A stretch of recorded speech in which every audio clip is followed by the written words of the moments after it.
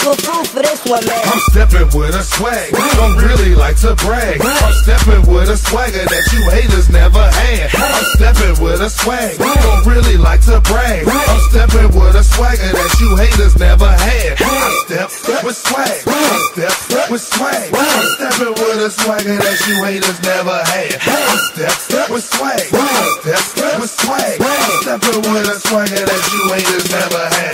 I'm stepping with a swagger when I walk up in the club. Them haters always see me cause they looking with a mug. I never pay attention to these lames or these scrubs. Electrifying rappers so they get a little buzz. I say your flow is whack and your songs are a mess. I never liked you, homie, I should hear your speech less. I'm coming for the top, the bad boy, he never stops. I got a lot of time and all you got is a watch. You need to give it up, you really don't have the stamina. I see you like to die, but you ain't up on my caliber.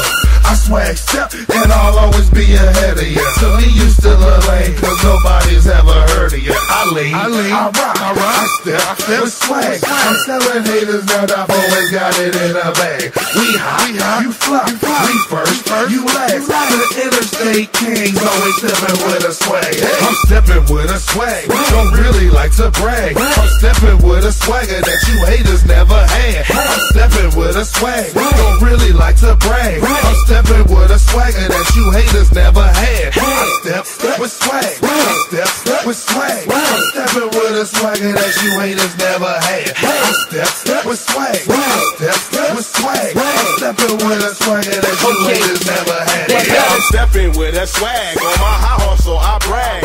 Stepping with a swagger, you haters don't even matter. I'm stepping with a swag on my high horse, so I brag. Stepping with a swagger, you haters don't even matter. I step with swag. I step with swag. Stepping with a swagger, you haters don't even matter. I step with swag. I step with swag. Stepping with a swagger, you haters don't even matter. My swag one and only. Make these women horny. Smoke so much reefer, my new nickname should be Stoney. Combo with your wifey, afterwards she wanna bone me. So genuine, I got her riding on my pony. Drees bring the trees in, hash be the season. It got me on that trap rapping like Snaggerpuss even.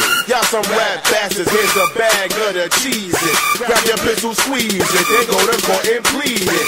I be on that fly shit, I be getting fresh now. Pigeon toe swagging when a nigga take a step now. Your wife be busted, she look good from the neck down. These women look at me and be like, bow, chicken, wow. I swag, I step, I swag. These Puerto Ricans call me Poppy like I was their dad. I swag, I step, I swag. I'm taking shots of Remy while I'm smoking on my bag. I'm stepping with a swag, don't really like to brag. I'm stepping with a swagger that you haters never had. I'm stepping with a swag, don't really like to brag. I'm stepping with a swagger that you haters never had. I step with swag.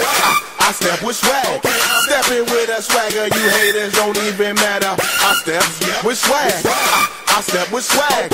Stepping with a swagger, you haters don't even matter. Yeah.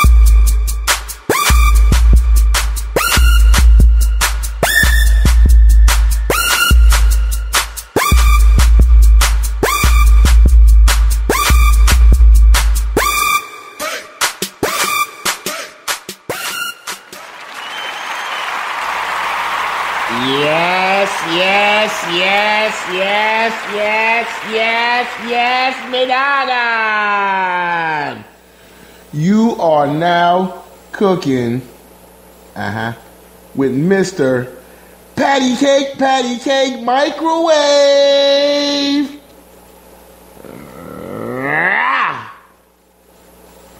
What's going on, everybody? It's Teflon Tuesday, Spreaker.com. You're cooking with the microwave. Before me, you had the sports governor of Minnesota, Vince Wright. He came on a little bit early today, so therefore there was a gap in between shows. But anyway, like we always do at this time, got to shout out my people who's already rocking with your boy. We got Grego, and we also got Gary G Money Joiner in the building.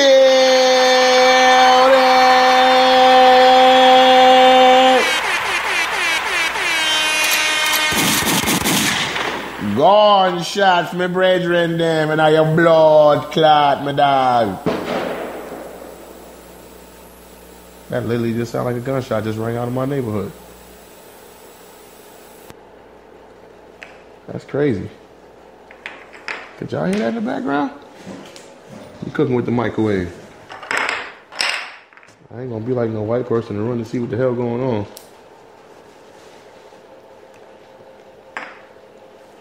It's crazy right there. Anyway, folks messing up my damn show. Anyway, y'all, this is Teflon Tuesday. We're gonna close. Pardon the background noise. Live from Studio B.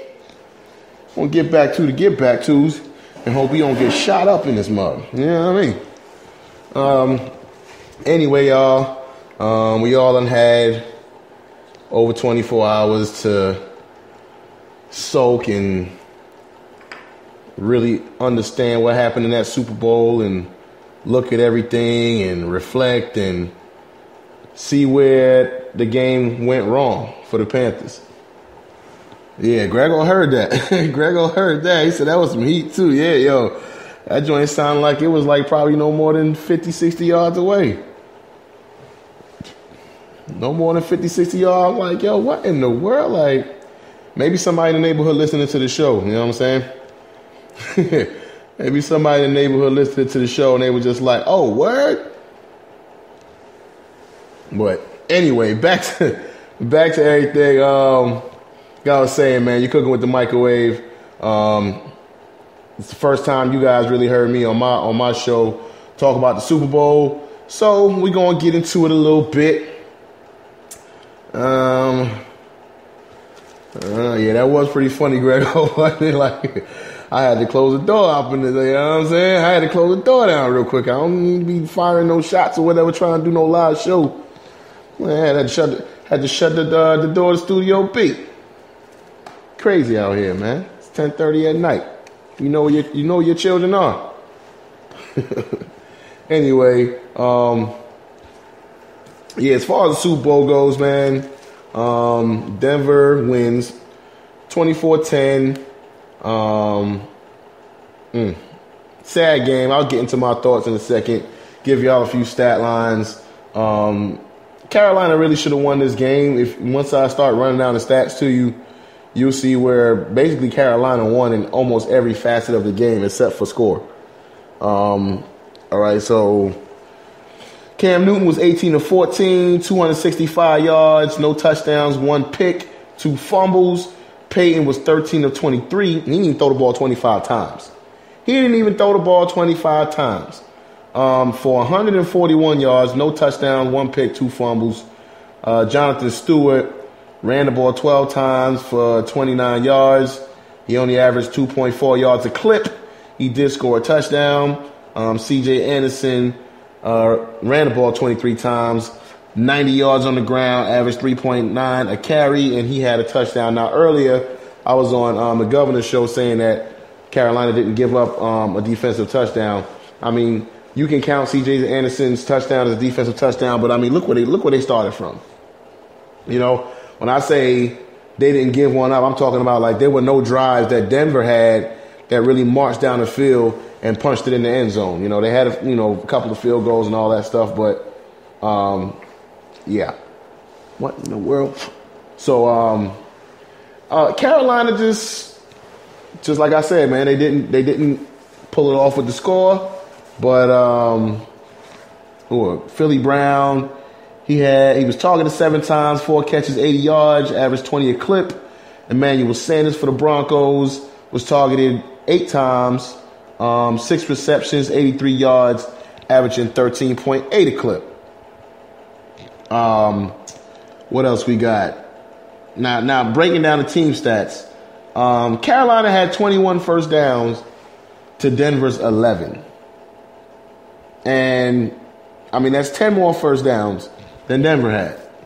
This is where, you know, and I'm pretty sure all y'all have heard this before, but you know, now you're hearing it from the damn microwave, so damn it, you're going to hear it again.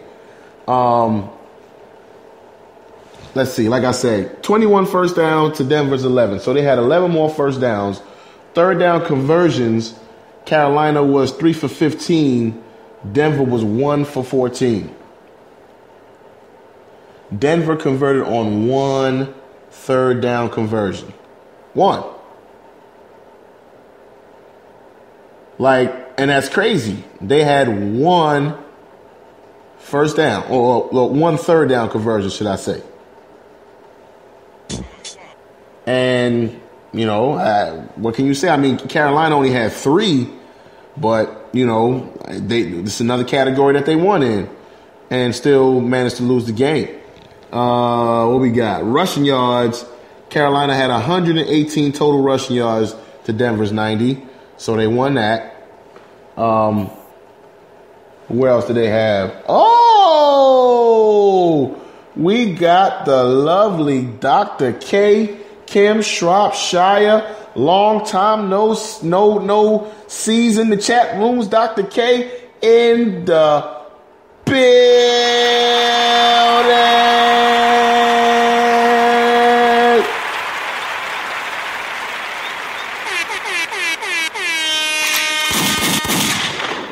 Welcome, Dr. K. Dr. K, I think the last time I saw you in the chat room, I was still doing all of that with my mouth, making the sound effects myself. But glad you're here, Dr. K. Appreciate you joining us tonight on Teflon Tuesday, cooking with the microwave. Carolina won the rushing yards advantage. Dr. K says, I know I was ghost. It's all good, Dr. K. We still know you got nothing but love for us. We got nothing but love for you. Passing yards, Carolina had 197 to Denver's 104. Now, keep in mind, I can sit here and say Carolina had 197, but Cam threw for 265. When they do the passing yards, they're keeping in mind the sacks and stuff like that. Okay, so Denver has 7 sacks to Carolina for 68 yards, a loss of 68 yards, to Carolina's 5 for a loss of 37 yards. So Denver won that. They both had 1 interception. Carolina punted the ball only 7 times. Denver punted the ball 8 times. And here's another one. Penalties. Carolina doubled the penalties, having 12 penalties for 102 penalty yards. But it's basically a whole football field. Well, it is a whole football field. Ain't no basically about it. And Denver has 6 for 51, which is quite amazing because the way Denver was out there playing kind of dirty. A dirty youth out there. Denver was out there playing kind of dirty, man. Like I said earlier, the boy keeps the lead, talking about, he did that on purpose. He just needs to let him know what it was and all of that stuff, man. And I'm going to touch on that a little bit later because Philly Brown had posted something on Twitter, but I'll get into that a little later on when we get into the sports nuggets. Yeah. Okay, here's another one. Carolina had 4 fumbles lost to Denver's 3. And there was 1 key fumble, and I'll give this out too. Time of possession, Carolina won 32 minutes, 47 seconds to Denver's 27 minutes and 13 seconds. So, Dr. K is laughing at Grego's avatar. Yeah, Grego stayed changing his avatar. He got it's Peyton Manning on the box of Wheaties, but it says Cheaties, and it's like Peyton Manning, like he's dropping back in the pocket or whatever, but instead of holding a football, he's holding a big jar. It looks like creatine, but it says HGH on it. Shouts out to Grego right there for that one.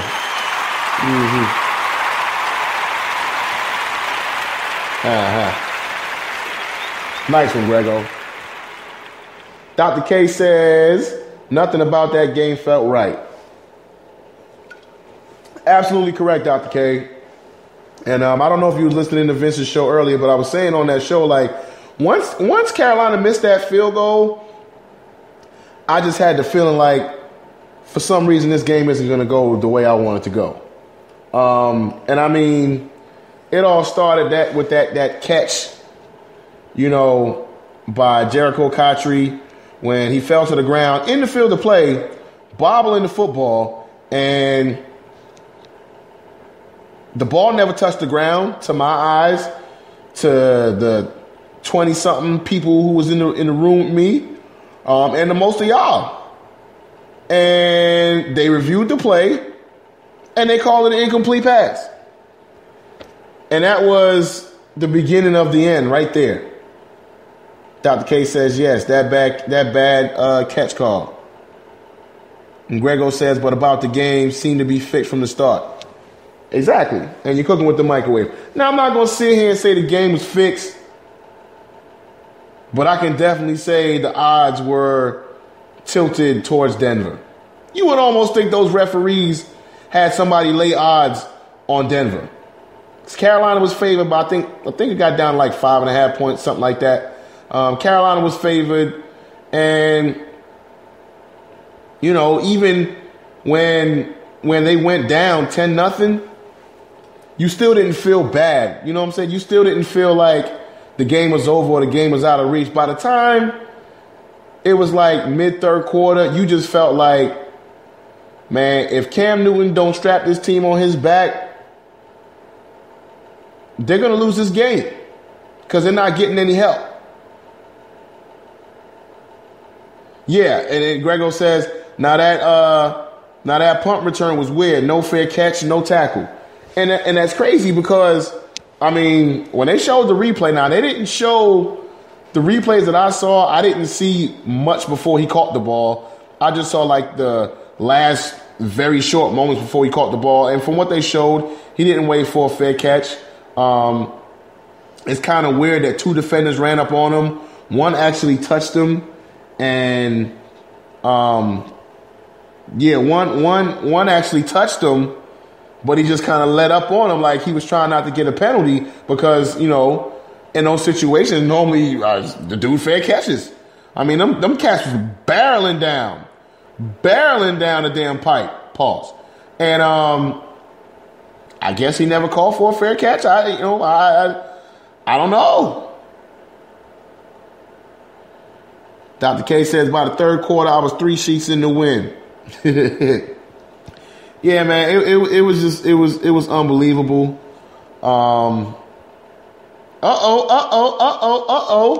We got Jungle Brother, the Zen Master himself, the Dr. Dre of Real Cash Radio in the building.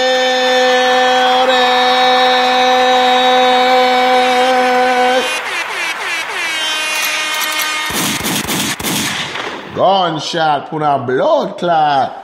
Hey, Jungle, man, Dr. K, you too, man. Y'all both missed it earlier. You're cooking with the microwave. Spreaker.com, Teflon Tuesday.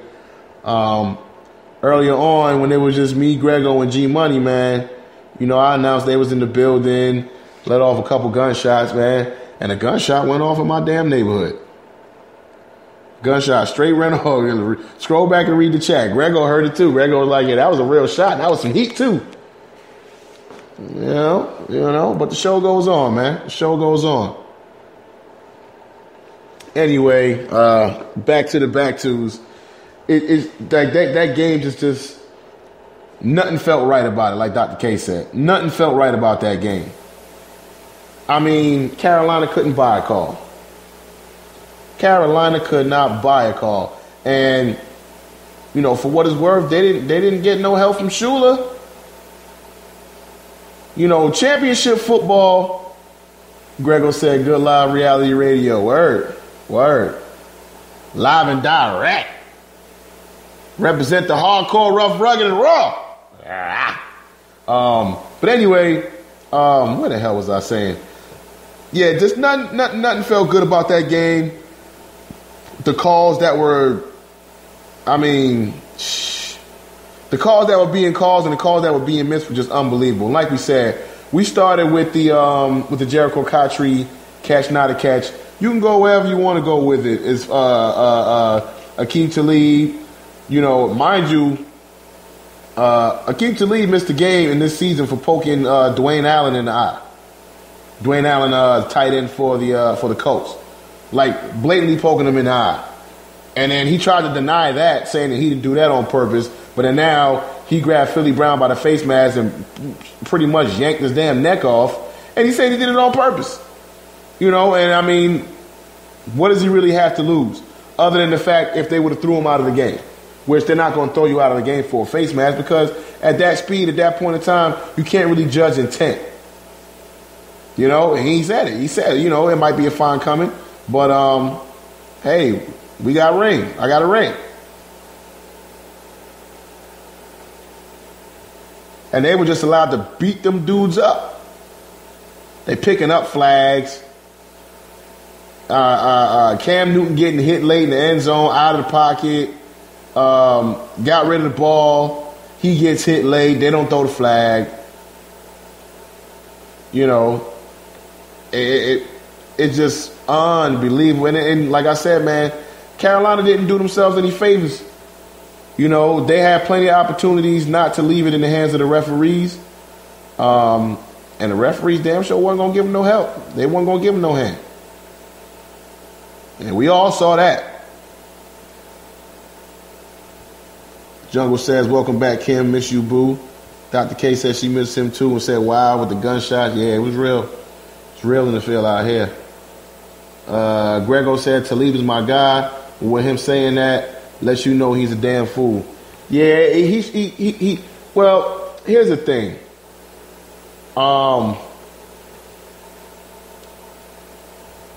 I get where Aqib Talib was coming from.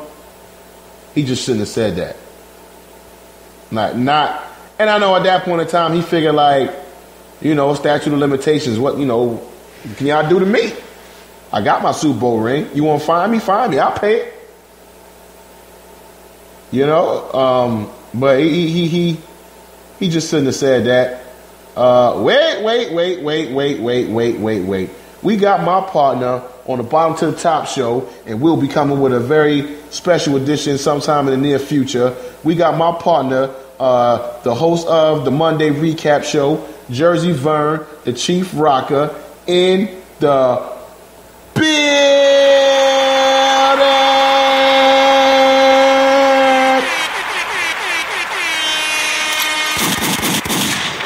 Gunshot put a blood clot, my dog. Welcome, Jers. He says, I'm in this bitch, but not chatting. I need rest, so I'm in my bed. Can't do the moonlight hours, Kim. Oh, he talking to Dr. K. Oh, what up, Jers? What up, man? Appreciate you at least tuning in. You know what I'm saying? Rocking with your little bro. Grego says, laugh out loud. Chief Rocker moonlighting. He done threw out a whole bunch of roses and pastries and flowers and lowers and all type of stuff, avatars he done sent over there to Dr. K. Dr. K said they knew a long time ago Peyton was getting that ring. Send suckers to the Super Bowl when that's the case. Well, Dr. K, it was almost like, y'all remember that movie Gladiator with Russell Crowe? And before he ended up fighting that dude, Dr. K says it cupcaking. When he's about to fight that dude at the end, who ended up being, I don't know what he was, the emperor or whatever. He was like the head dude in charge or whatever. And when he's about to fight that dude, before the match, they had him downstairs in the cell hanging with his arms above his head, and the dude came and kind of like stabbed him like in the lung a little bit, you know what I'm saying, to make him weaker. Grego said, talking about Jersey, Mr. Lava Lava. Mr. Lava Lava. Girl. They call me Mr. Bombastic. Anyway, you're cooking with the microwave, Spreaker.com. Yeah, so it was almost like they were weakened before they even stepped on the field. And that was, the referees knew what they were going to call, they knew what they weren't going to call. Anything on Denver had to like be blatant. Did anybody else other than myself see that when Carolina missed that field goal, Aqib Talib was offsides? Offsides. I mean, the replay blatantly shows that. But when they missed that call, that's not something you can get back. Isn't there a line judge? Like, isn't there a referee who's supposed to watch that? You can't see that Aqib Talib was offsides. Like, what are you looking at? What are you looking at on that play as a line judge whose sole job is to look at the line of scrimmage, make sure no one jumps offsides, on either side, whether it's a false start or whether it's encroachment, unabated to the quarterback, and they missed the kick. Now, I did see on the first replay that they showed it from the kicker's angle, and, you know, I was among everybody else like, God damn, how did he miss that kick? And then when the first replay I shot, I'm like, damn, you know, dude was all up in his face. He might have gotten nervous when he saw them rushing and when he saw them coming in and tried to rush. But man, he was all sides. When they showed it from the side, I'm like, oh my God, look how dude was like 2 yards in the backfield before the ball was snapped. Jungle says everybody seen Talib all sides except the refs. Preach, Jungle. Grego says Ware constantly lines up all sides. DeMarcus Ware lines up with his helmet in the neutral zone a lot of the times. Like, straight in the neutral zone. Grego says Talib was definitely in that back. Yeah, he was in that backfield. And I'm just like, dude, like, he almost had time to go off sides, catch himself, and get back on the right side of the ball, you know, before the ball was snapped. That's how early he jumped. No penalty. And then they missed the kick. If I'm not mistaken, I think that penalty might have gave him a first down, or at the very least made it 4th and short, a closer field goal, or a situation where you say, okay, well, do we want to take a chance and do this? You know, but once again, I digress. Aha! There's this spoon. Carolina didn't do themselves any favors, man. Carolina didn't do themselves any favors. This is one of them games where those receivers should have went out there and just had some stick 'em on their hands. Hey, yeah, fuck it, this band. We might, you know, take the Akeem Talib approach. I might get suspended next year. They find out I had stick 'em on my gloves, but I ain't gonna drop no passes while I'm out here. I mean, for crying out loud, man. For crying out loud. When Ted Ginn drops passes, okay, he's Ted Ginn. When everybody drops passes, it's a problem. Mike Tolbert has not lost a fumble since 2011, and he lost 2 Sunday. Hear me now. 2005 years. 5 years. That man has not lost a fumble, and he lost 2 Sunday. Dr. K says they didn't help themselves. I think they expected to be bailed out by the refs. Dr. K, I don't really think they expected to be bailed out by the refs. We got old man Cuddy Jackson, the grandfather of the Zen master himself, in the building.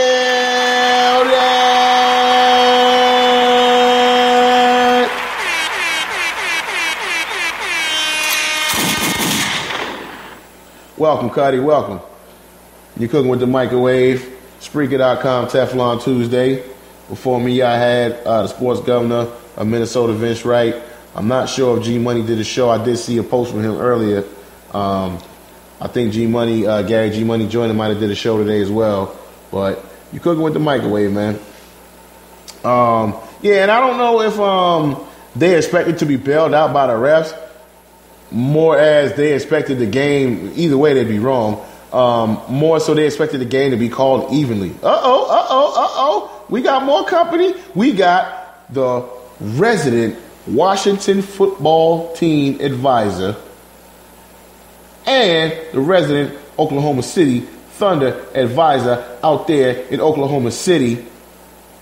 Bus a bus, sipping in the building.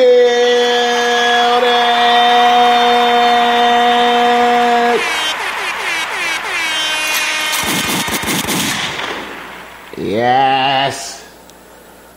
What's going on, Bus a Bus? Appreciate you rocking with your folk. But where the hell was I at? What the hell was I saying? Yeah. I just think they thought that the game would be called fairly. You know, it would be called the same way both ways.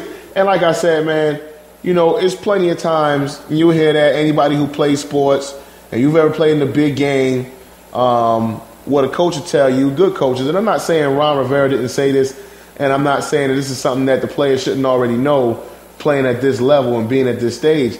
At a certain point in time, man, you cannot leave the game up to the referees, especially if you're a team like the Carolina Panthers.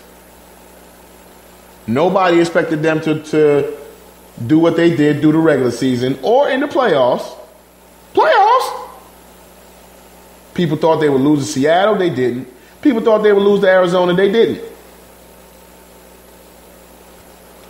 And, because they're headed, their leader is Cam Newton, and he does what he does. Yeah, folks, they didn't want to see him win. Which means they didn't want to see them win. So, they fight an uphill battle off gate. And then, God forbid, they go up against Peyton Manning, who done already told Bill Belichick, quote unquote, this might be my last rodeo. You know what? Oh, well, Cam Newton has plenty more time. The governor was saying that earlier. He's probably listening. He said he might not be able to chat in. But, like I said, man, you never know how big your window is, man. You never know how big your window is. 1 minute you there, next minute you're not. Seattle had their 2-year span, not to say their window was closed, but they won a Super Bowl. Pete Carroll lost them another Super Bowl. And then this year, they got taken out in their second game. They lost to Carolina. Now Marshawn Lynch is getting ready to leave. We still don't know what they're going to do about Cam Chancellor next year. Now, the rookie they had, I can't remember his name right now off the top of my head. He played a good game. He had a good season. He ended up getting hurt. But Thomas Rawls, he did good. But he ain't Marshawn Lynch. So who knows what Seattle's going to look like next year. Yeah, Carolina might be able to get some free agents to come over, but Josh Norman is due to get paid. And we don't know who else on that team is due to get paid. Doesn't mean like any team is basically one injury away, or should I say the right injury away from not being in playoff contention. Any team. Oh, Buster says Lynch has all his money. Yes, sir. Yeah. I don't know if any of y'all heard that, but shouts out to Marshawn Lynch. I'm going to scroll back and read some of y'all chat in a second. Shouts out to Marshawn Lynch, Beast Mode, man. Scroll back a bit and then talk about Marshawn. All right, so Marshawn Lynch, I think he's made like 47-something million or something like that in the NFL, has not spent a dime of any of the money that he's made playing football. All the money he spent was excess money, like endorsements, stuff like that. And for him to say he's going to retire now, most of y'all people who would look at Marshawn Lynch would think, oh, yeah, dude, he'd probably end up going broke. No. Oh, no. Hadn't spent any of his money. Almost like Sam Bradford, old punk ass, when he came into the league or whatever, they was like, oh, after his rookie season, he was still living in his parents' house, and the only thing he bought was a ping pong table. And he was the last of the quarterbacks to get that big money before the new rookie wage scale came in and all that stuff. Go back and read some chat. Yeah, Marshawn Lynch still got his bread, man. I like that. Cuddy says, I'm only here for Dr. K. Hey, boo. Dr. K says, laugh out loud. What's up, dirty old man? Buster said he cooked with the microwave. Cuddy says, Doc, when you gonna come check my blood pressure? Cuddy nasty as hell, boy. Dr. K says, you know how the refs cut you some slack when you've been winning. Yeah, but Dr. K, see, the refs cut you slack when you've been winning, but they'll do it more if you've been winning over like the course of years, like how they do with New England. They'll cut New England slack because New England's been winning for all of these years. They've been consistent at winning. You know what I'm saying? So Tom Brady's going to get every freaking call. You know what I mean? I mean, hell, Peyton Manning will get every freaking call that is supposed to be called, at least. And if it's a benefit of a doubt on a late hit, they're going to throw the flag and give it to him. Anything close enough to be questionable, they're going to throw that flag. But they're not going to do that for Carolina. They're not going to do that for Carolina. But I get what you're saying, though, Dr. K. She says, also, laugh out loud, I'm not sure I know where to put the cuff, old man. Oh, Lord. Oh, Lord.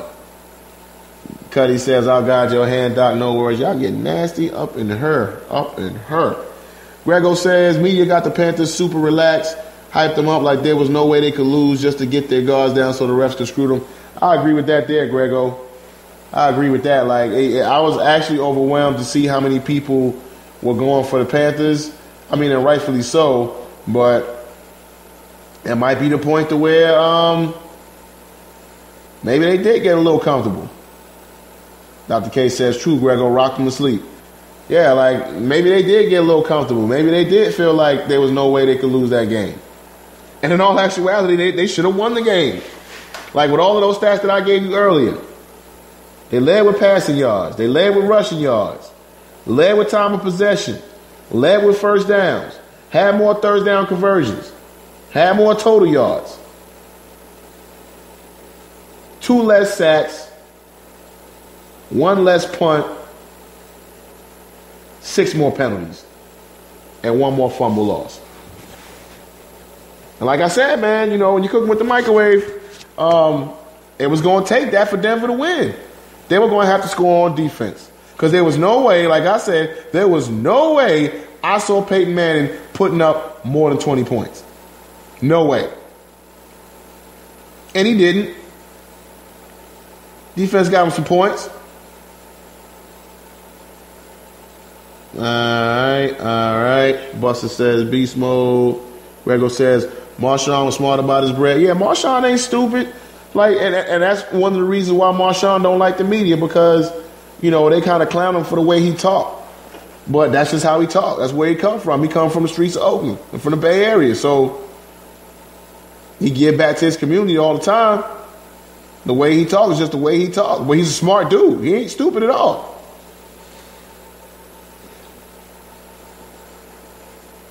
Dr. K says Gronk not spending either. Oh, Bus says it's 49 mil.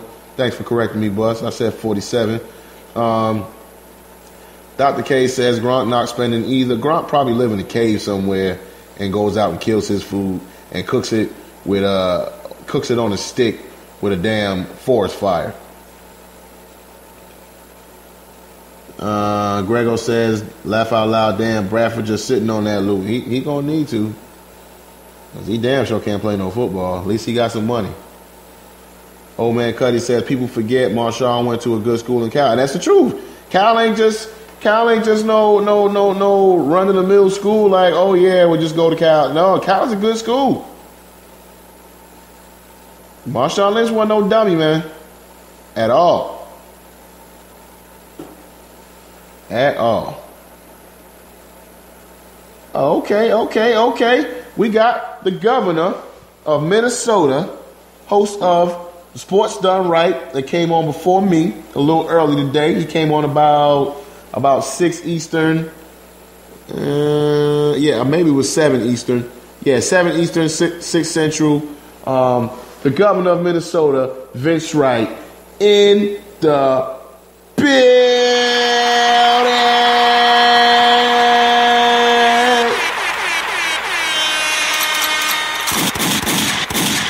Gunshot pun a blood clot. What up, Gov? Let's see what y'all got. Oh, we got that ninja, the diplomat. Dipset. What? Ow! In the building.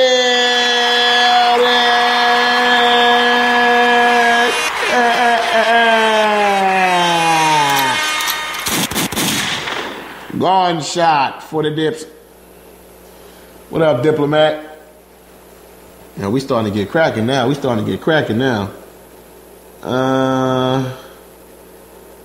Where we at? Grego says, hell, they even fined Miller for all those hits on Brady, $23K. And he said, good Lord, Curry can shoot. Hey, y'all know something that I heard the other day.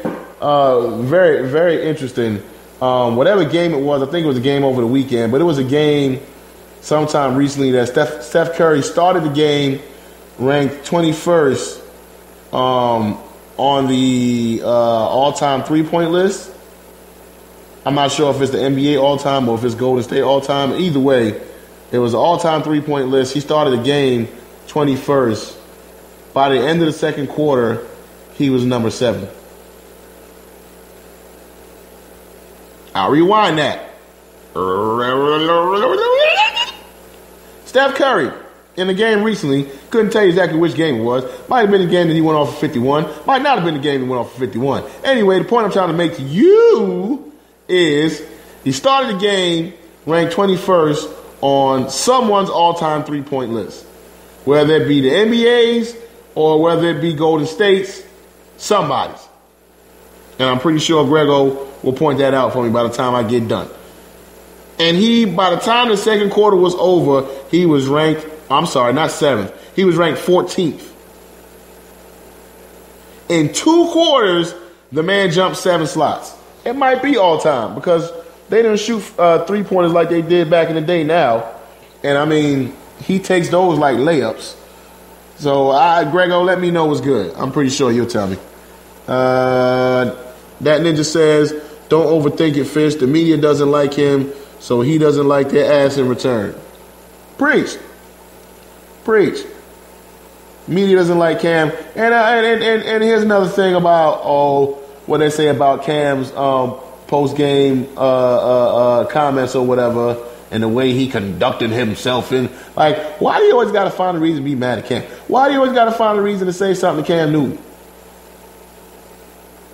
Did y'all notice after the game that he went up and gave Peyton Manning a handshake and congratulated him? Do you remember, like DJ Clue,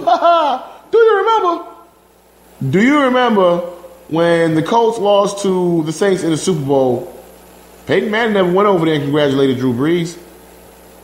He sure didn't. Him sure didn't. And you cooking with the microwave, Spreaker.com, Teflon Tuesday. He sure didn't.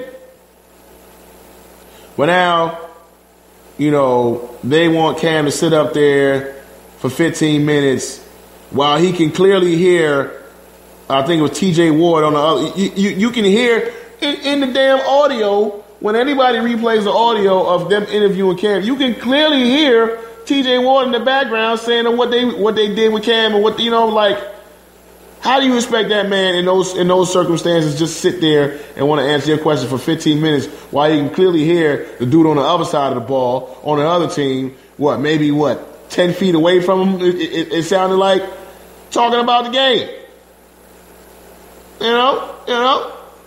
What do you expect? What do you expect? And then Cam did come out today and said, I'm on record for being a sore loser. You show me somebody who isn't a sore loser, and I'll show you a loser. You don't like losing. So he did the best thing that he could do not to lose, which was win. Just lost the Super Bowl. Like, what do you want? He said what he had to say. He said they made more plays than we did. They didn't do anything special. Now people, he said they didn't do anything special. Like, hey man, if the man feels they didn't do anything special, why take it out of context from what he's saying? It's not like he's saying that they didn't do their job. He said clearly they made more plays than we did. When he's saying they didn't do anything special, I take it as he's saying they didn't do anything exotic. Like, they weren't throwing things at him that he hadn't seen before. Which they really didn't. They lined up and they went after the quarterback. And the left tackle, the right tackle couldn't do a good job blocking DeMarcus Ware and Von Miller. But what do you expect? Now, you'd expect him to do a better job on DeMarcus Ware to a certain extent, but I mean, it was all out of whack. There was one sack that DeMarcus Ware got where I guess the running back was supposed to chip DeMarcus Ware. Running back went inside of Michael Orr. Michael Orr turned around looking like he was looking for the running back to be on the outside of him. And he just pretty much turned around and watched DeMarcus Ware get a free pass straight to Cam Newton. And like I said, Cam said it. We had opportunities to win the game. We didn't execute. We dropped balls. We turned the football over. He's including himself in that. He said we. No, he didn't drop balls. Everything he said, whether it was him, whether it was other people, he said we. We dropped balls. We turned the ball over. We gave up sacks. We threw errant passes. And they scored more points than us. That's it. More you want the man to say?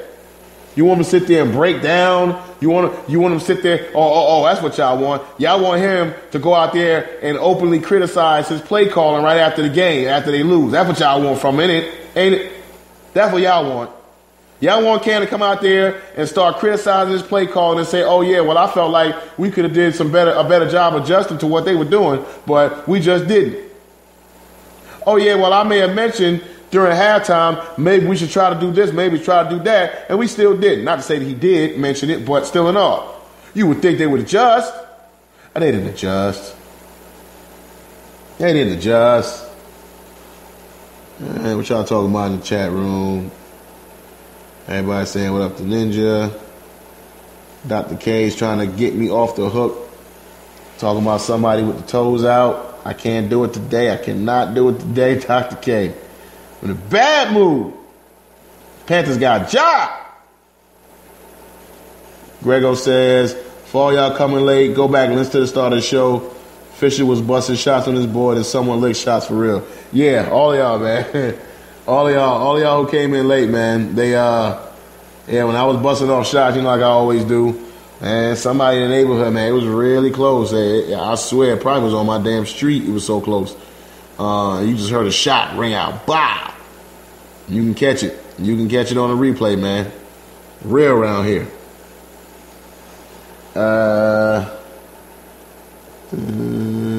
Governor says, cold night Minnesota, but we warming up with the microwave. Appreciate that, Gov. Buster saying true microwave. Josh Norman, Cuddy said, Josh Norman dropped 2 interceptions and damn near kissed and hugged Manning after the game, shaking my damn head. Now, any of y'all, let me ask y'all something. Do y'all have a problem with Josh Norman crying after the game? I particularly don't. Obviously, I've never played on in the NFL or anything like that, or college football. But, you know, I've been in championship games playing basketball as a youngster.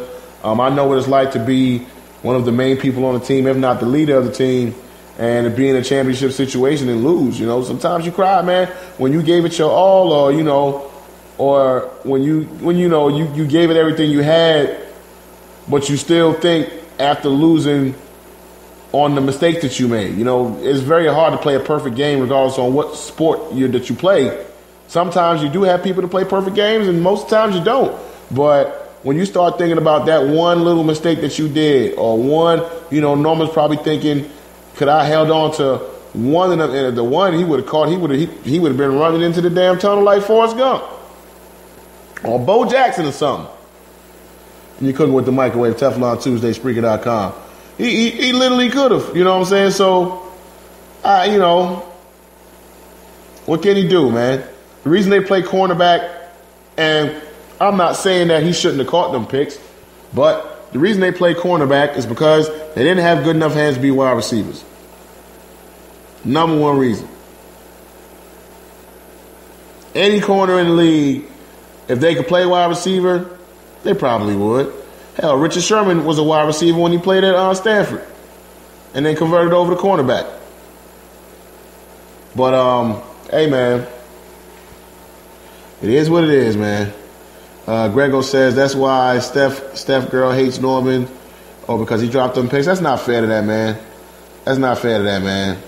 I mean, Jersey was saying earlier that how Norman got worked against Julio Jones. I mean, it's Julio Jones. He played well against him the first time, not so much the second time.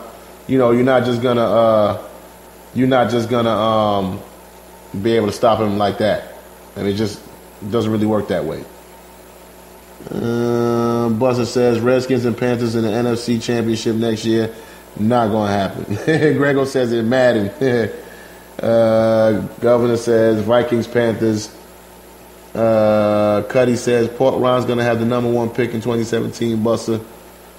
Governor said toes out, get in. Governor. Why you had to go and do that, Gov? Why you had to go and do that, Gov? Huh? You know how we feel on this show, Gov, about coming around here with your goddamn toes out. This is a man show, okay? Ladies, you're welcome to listen to the show. We love y'all presence and all that good stuff. You know. Appreciate y'all joining me, Cooking with the Microwave. But damn it, if you's a dude, you don't come on this show with your damn toes out. We don't do that around here. All right? You keep your socks on. I don't need to hear about you getting in the hot tub, Gov. We don't need to hear that. TMI. Tuck them damn toes in and keep your Achilles unexposed, Gov. Nobody want to hear about your corns, your bunions, your crust, your athlete's feet, and all that stuff with your 6'5" ass. Pause. Tuck them damn toes in, Gov. We don't want to hear that.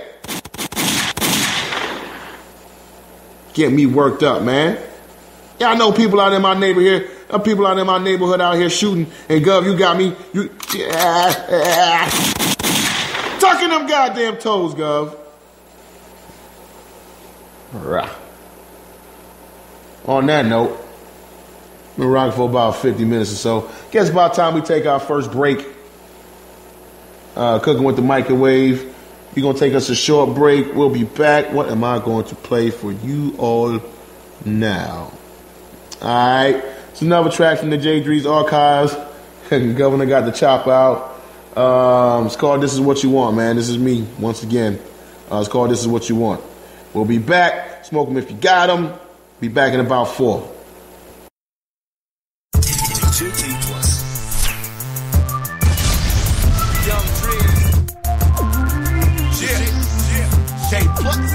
Streets knew me since I was a little nappy head nigga. Way before I started smoking or ever made a figure. Way before I started to rap, I was rocking my cousin's sneakers and starting from scraps. I just wanted a little brother, plus had me some change. So at night, I prayed for miracles and shit never came. Pair of skippies on my feet, running fog for the winter juice. Couldn't get the Timbs, dog, couldn't get the triple goose. Couldn't get a chain, stepfather stole my ring and sold it. Just so he could smoke some cook cocaine. Enough was enough for being legit. Me and Nat started doing all types of shit. Breaking open soda machines and passing them out. Older niggas know my name, I'm happening now. Mama moved me out the city of BK, back to being all by my lonesome. We headed to VA. The streets knew me, never had it Goldie. Riding by my only, these niggas don't know me, but the streets knew me. Soldier to a general, cradle to the grave, outstanding in the funeral. Way before I became J. Dredd, before I ever lit a blunt and planned a blaze of the head. That's right. Way before I sold me some crack, before I ever copped a bottle and pour me some yak. Life changed, new step pop, and a new state. Never frontin' like I'm hard, kept the dude safe. Never folding like I'm soft, niggas steady knowing. Early signs of being great, I'm already showing. Got a job, same time, started stealing clothes. Knew it wasn't right, but it kept the boy feeling dope. Got high with that first time, 11th grade. Couldn't imagine I'd be blazing like I do today. Graduated to community college, but instead of pursuing the knowledge, I'm moving to scammer. Got arrested, lost the weed plus, stuck in the jail. Hope the judge let me out, cause mama ain't got bail. Hell. The streets knew me, never had it Goldie. Riding by my only, these niggas don't know me, but the streets knew me. Soldier to a general, cradle to the grave, outstanding in the funeral. Way before I became Young Drees, before I pointed guns at George saying, give me the cheese. Before I ever tried to get a deal, I was selling crack for a living so I could get a meal. Bad record, can't get a job paying more than $6, but I can make 600 in 6 hours. I'm flipping powder, hard getting sour. Cook it up, sell it all, now I'm getting power. Me, D, get wise, dog, we getting ours. We distribute the work, call us Martin Brower. I distribute the hurt, call me Tiny Lister. Gripping guns, both hands, palm got the tiny blisters. When I'm in jail, call me inmate Fisher. Got the juice aiming at you, nigga, you could call me Bishop. Now switch up, spit straight vicious. I'm sunning niggas like they pop, make them do the dishes. The streets knew me, never had it Goldie. Riding by my only, these niggas don't know me, but the streets knew me. Soldier to a general, cradle to the grave, outstanding individual. The streets knew me, never had it Goldie. Riding by my only, these niggas don't know me, but the streets knew me. Soldier to a general, cradle to the grave, outstanding individual.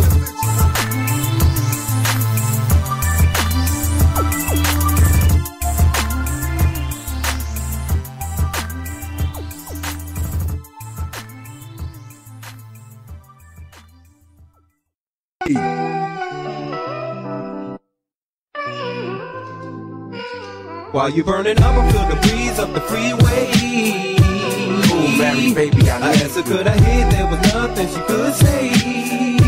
Trust me, boo, I would never. Then my Mary solitary confined. I find myself dealing with time. Now that she's dealing with time. Dealing with time. Yo. Now I'm in love with this girl, and I never really told her, but I swear she know it cause of the way that I hold her. Don't care that I'm out in the street stuck in the heat, cause she know the more I eat, then the more we meet, then the more I'm having sex with her. It's just the way she smells, her body aroma, I gotta be next to her. With money in my pockets, then I gotta be vexed with her. Mad when I can't touch, mad when I can't nut, but no matter what, that's my shorty. She been there before the yak, the cracks, the jacks in the 40s. Love the fact I'm on wax and they always recording me. She say she want me richer than Berry Gordy, always with other dudes, so she don't mind when I cheat. Just make sure I wrap it up when I'm tapping them freaks. We went from hours to days, from days to weeks. Now I'm in love with this broad till I'm eternally sleep. While you burning up, I feel the breeze up the freeway. Ooh, Mary, baby, I asked her, could I hit? There was nothing she could say. Trust me, baby, I would never. Then my Mary solitary confined. I find myself dealing with time. Now that she's dealing with time. Dealing with time.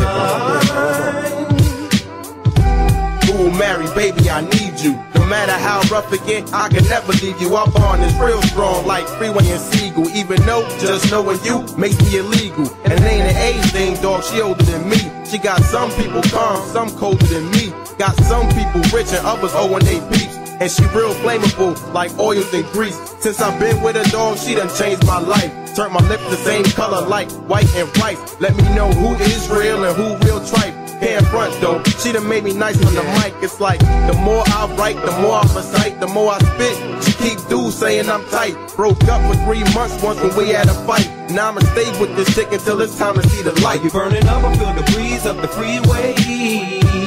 Ooh, Mary, baby, I asked her, could I hit? There was nothing she could say. Trust me, boo, I would never. Then my Mary solitary confined. I find myself dealing with time. Now that she's dealing with time. Dealing with time. Dealing with time. Just dealing with time. Stay on my mind.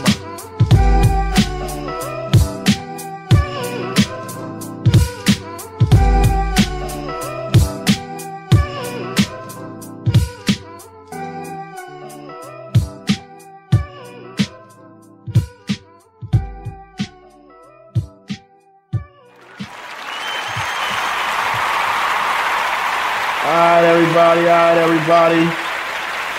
Guess who's back? Guess who's back? Yeah, man. Back cooking with the microwave. That was a very crazy, extensive break where the show actually dropped, and we are back. Hoping everybody's listening again.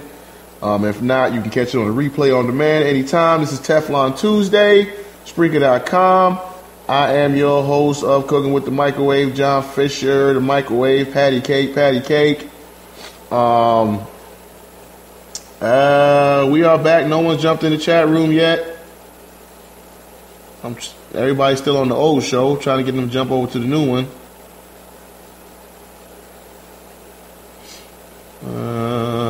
Y'all give me 1 second, bear with your boy. Trying to get folks situated in the situations in the chat room.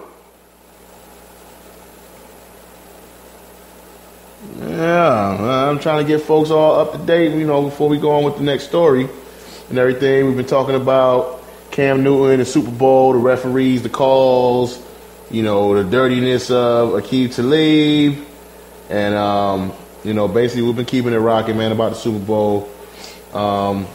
We key up some good music for y'all. Before we get into our sports quick hitter segments, DMX, man. Prayers go out to DMX. He was found unresponsive and not breathing at a Ramada Inn in New York. For anyone who doesn't know, DMX suffers from asthma. He carries an inhaler around, and what they're saying is that he basically had a sudden asthma attack. Now, just because you have an inhaler doesn't mean that you're going to overcome every asthma attack that you have. Some asthma attacks are severe, and I have asthma myself.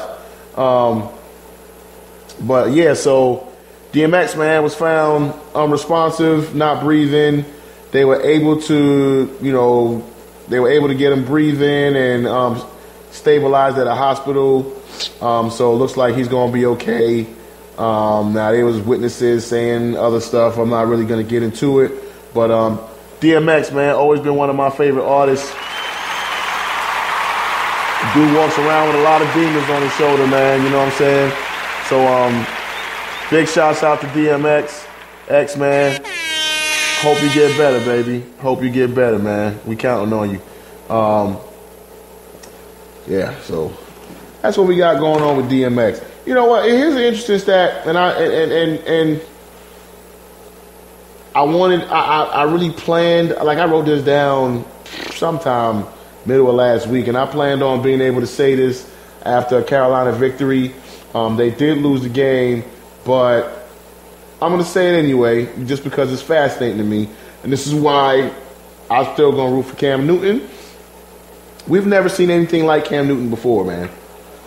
He's 6'5", same height as J.J. Watt. Excuse me. He's 260 pounds. DeMarcus Ware is actually listed as 258, so he's listed as 2 pounds heavier than DeMarcus Ware. He ran a 4.59 40. Le'Veon Bell ran a 4.6.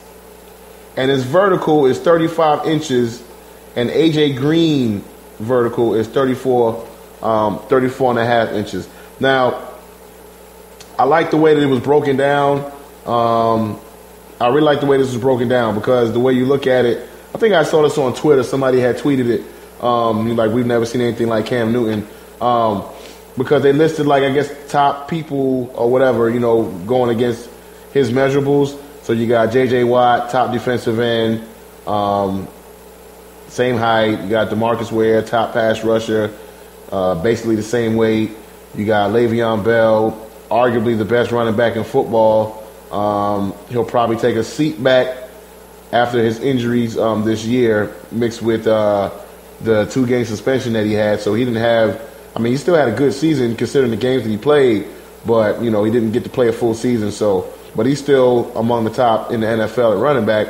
Then you got A.J. Green, who's a top wide receiver, and he has a higher vertical. Granted, it's only half inch. It's still a quarterback we're talking about. He has a half inch higher vertical than A.J. Green. Very fascinating. Very fascinating. So we've never seen nothing like Cam Newton, man. Shout out to Cam regardless on the loss. We still got your back, baby. We still love you. We still love you. We'll probably get into some of the quote-unquote fumble recovery talk a little bit later. Maybe not. Jungle, since you're the only one rocking me right now, Jungle, if you don't mind, man, send another alert out to group me, man. I'm pretty sure you probably already did, but let everybody know that the show's back live. As of right now, the chat room is just starting to get popping too, man. And now, it's just me and you. Pause.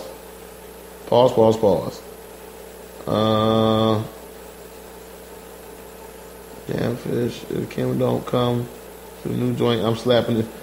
Old man Cuddy, I think he's on the old show. I don't even know if they found a way to merge these shows together.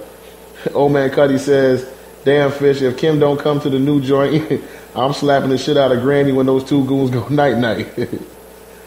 Yeah, Buster says J.J. Watt is pissing off the league. It's crazy how Buster is posted in this chat room. Buster is posted in the chat room from last show, but it sounds like he's hearing me live. So, Buster, if you can hear me live, wherever you at, post it. I'm on the chat room from the old show, seeing if anybody posts, letting y'all know that we started a new one. But damn, if you can hear me from the old show, you keep it rocking. And it is time for one of our favorite segments. Gary G Money says, I'm listening, gotta fold these clothes. That's right, do your thug thizzle, G Money. Appreciate you listening. We gonna hit y'all. Hold on, let me text Bus on the old one.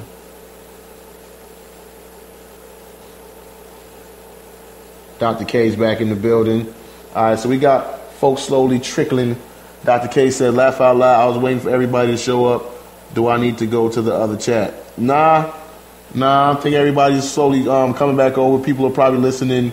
Dr. K and not doing everything. See, Cuddy, Kim, Dr. K's back here, man. Dr. K back here. Everything's all good. Dr. K, we got a new little jump off that we do for our little sports news segments, our little quick hit-ems. You know what I'm saying? How we do it now. And as always, tonight's source of information is the score.com.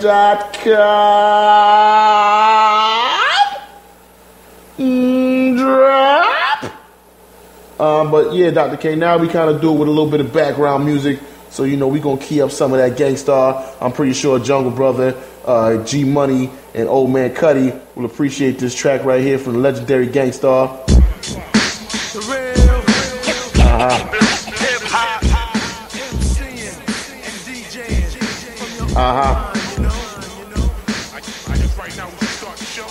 Alright. So New England releases running back Monty Ball. Monty Ball was arrested Friday and charged with disorderly conduct and misdemeanor battery for allegedly striking his ex-girlfriend or striking his girlfriend. He was signed to the Patriots practice squad in December, even though he never made the field, had 0 offensive snaps. He did join them at the end of the year. Y'all know the Patriots ended up having a lot of injuries at running back, so they were just picking up people left and right, and ended up picking up Steven Jackson like the last week of the season, who actually made it on the field over Monty Ball.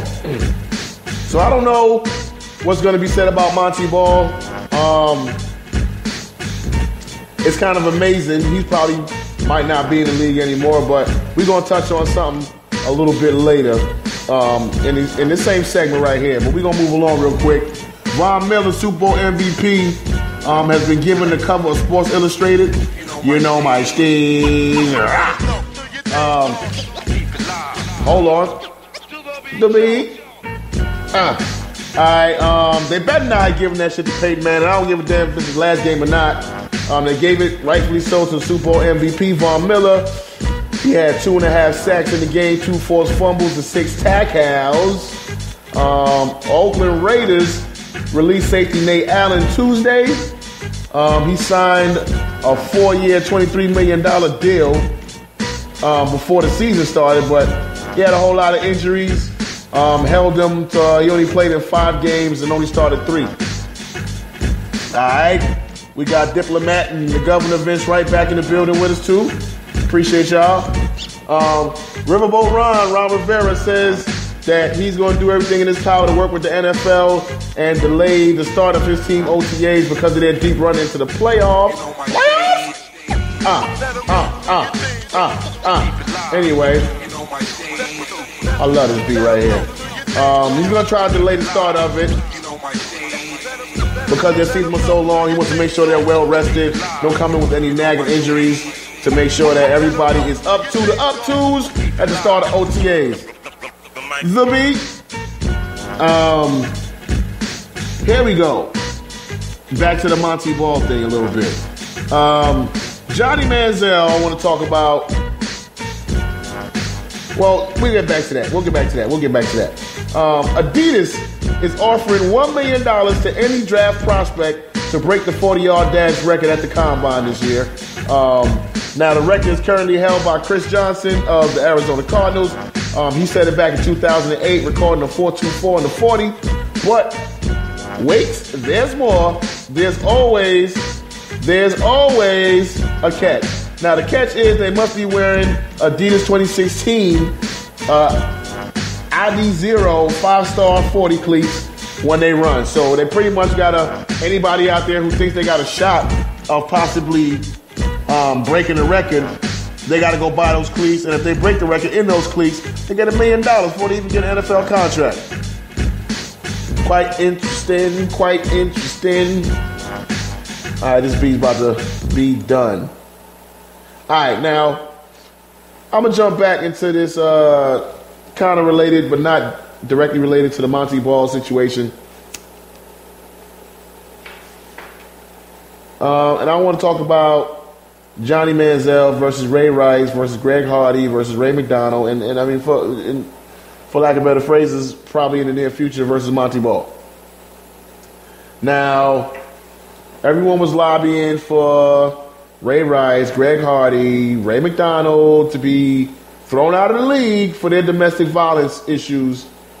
And Johnny Manziel has continuously, okay, we got Busta Buzz back in here. Cuddy Jackson says Teflon Tuesday been lit all day.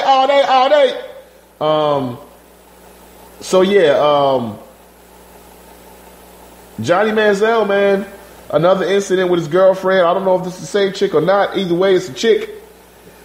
And apparently that I think he hit her or struck her so hard that I think what they said, he ruptured her freaking eardrum. Ruptured her damn eardrum.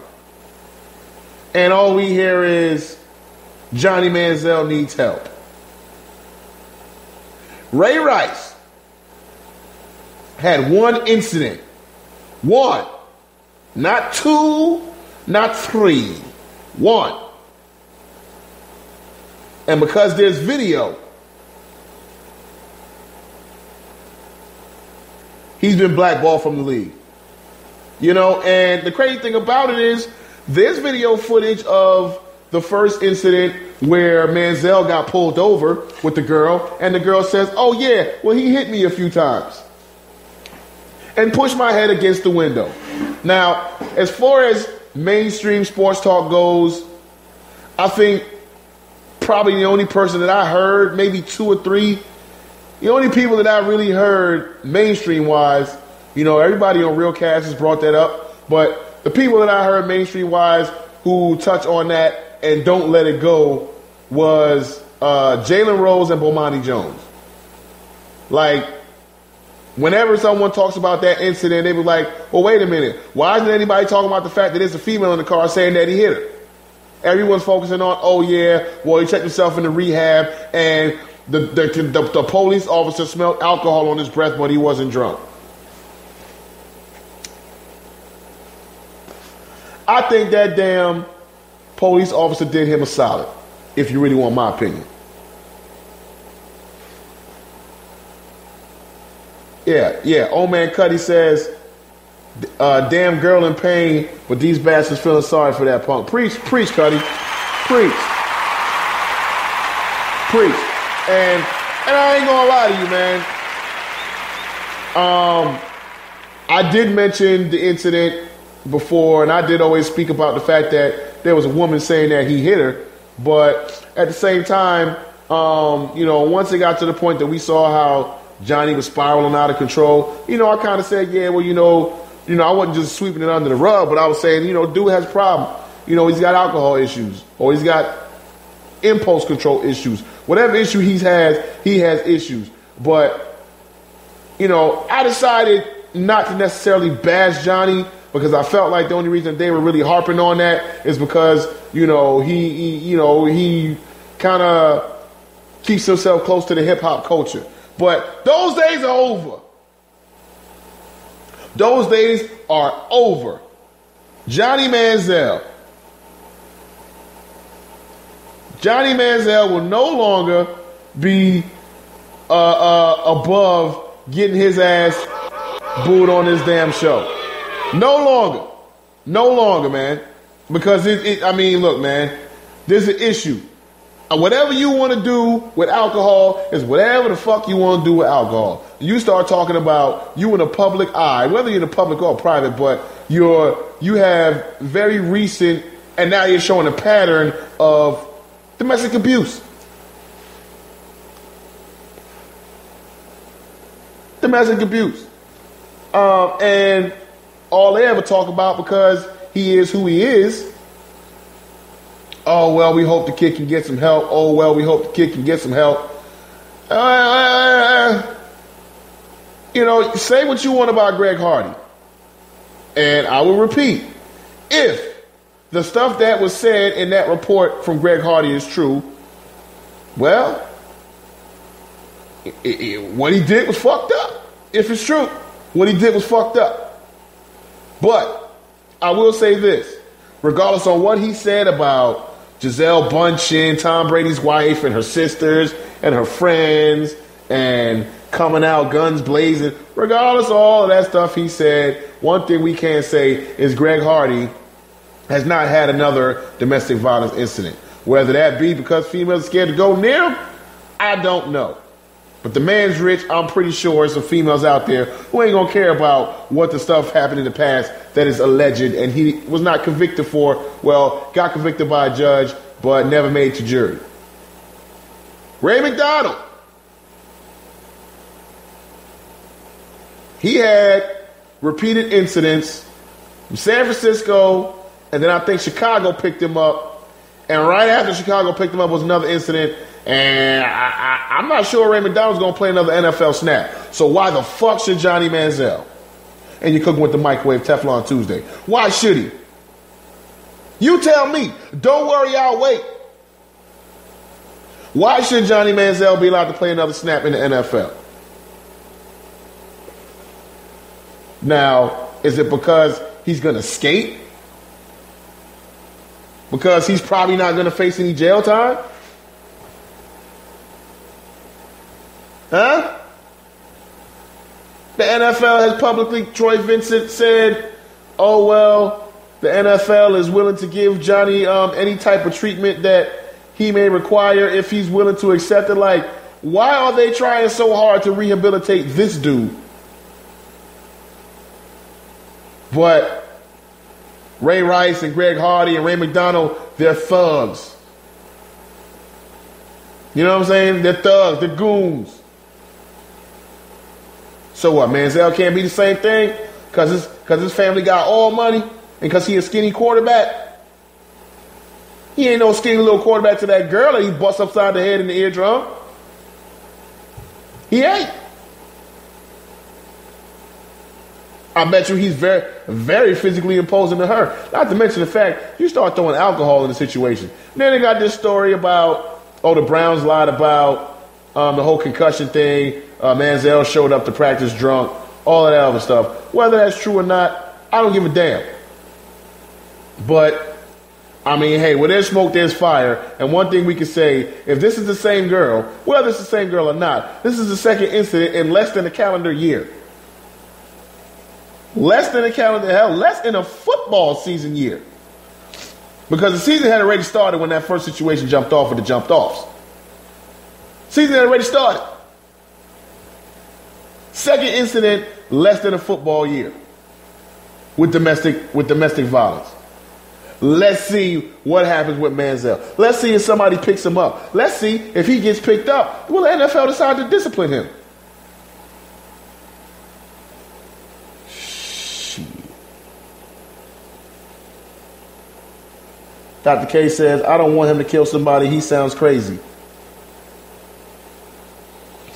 Yeah, something's wrong with this dude. I mean, he's out of control. Out of control. And they can't get him rehab. I mean, the dude went to rehab over the summer. Dr. K, he checked himself in. And I got to come out and admit the things that I say because there's record on it. When they said, oh, whatever, that, you know, he was out and whatever, having a drink or whatever, and everybody's like, oh, well, the rehab didn't take. Now, They said he was when he checked himself into rehab, it was for substance abuse. They didn't say alcohol. So I was under the firm belief to where if he didn't go to rehab specifically for alcohol, then it was for something else that he felt like was more of an issue than alcohol. And the man's grown enough to have a drink. If you want to have a drink, he can have a drink. But damn it, this is getting a little bit out of control, man. And I said that back then. Like, okay, if the man's going to have a drink, he can have a drink. He went to rehab, checked himself in for substance abuse. But yes, Dr. K, he went to rehab, checked himself in over the summer, after the off season. And for whatever reason, it didn't take. Or maybe he went there for substance abuse and he stopped doing substances but still chooses to do alcohol. I don't know.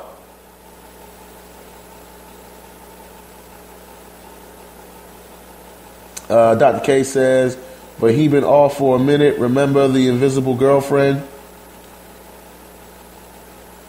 Invisible girlfriend?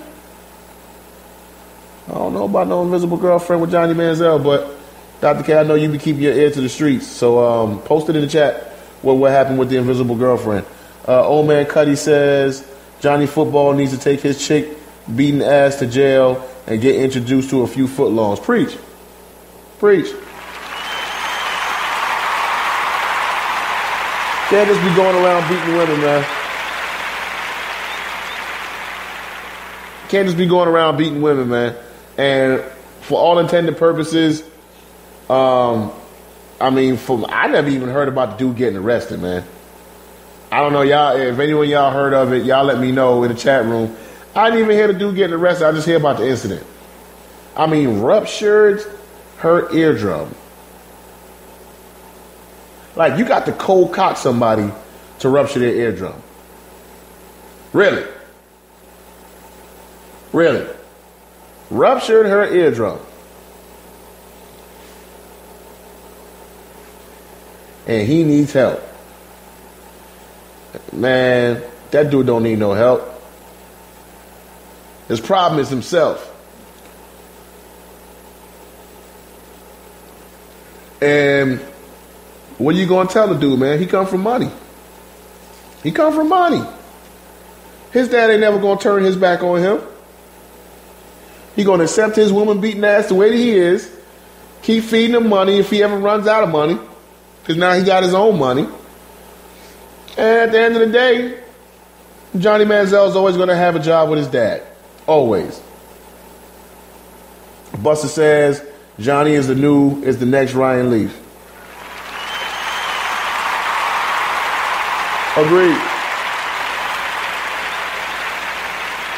And my whole thing is, Buster, and you're cooking with the microwave Teflon Tuesday, Spreaker.com. My whole thing is, Ryan Leaf was a high draft pick and all of that, but who are the people in this dude's inner circle who just allow him to keep doing that? Who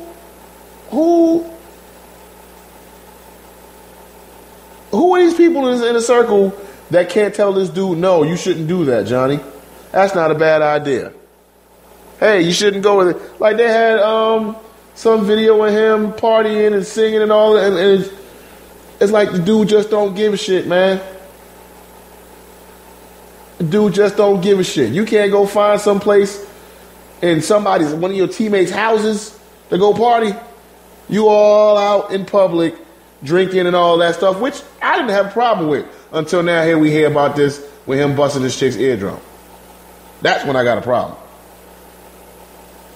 That Ninja the Diplomat says an athlete smoked weed and he's a dumbass who's throwing his career away, but a person like Johnny does hard drugs allegedly and they scream, oh, he's sick. Preach. Preach. Now, for all intended purposes, Ninja, what you're saying is 100% right. The only difference is I don't like to see cats fuck up from smoking weed continuously. Like, like Josh Norman. Not Josh Norman. I mean Josh Gordon. You know, I mean, he'll be back next year, and he is lucky enough to where he's so good, he's going to get another shot. And I don't think that smoking weed should ever get you thrown out of the league, but I guess they feel like if you can't put the team above yourself and cut it out just for the regular season or whatever, then, you know, then we're not going to take a risk on you because we always got to worry about if you're going to be available or not.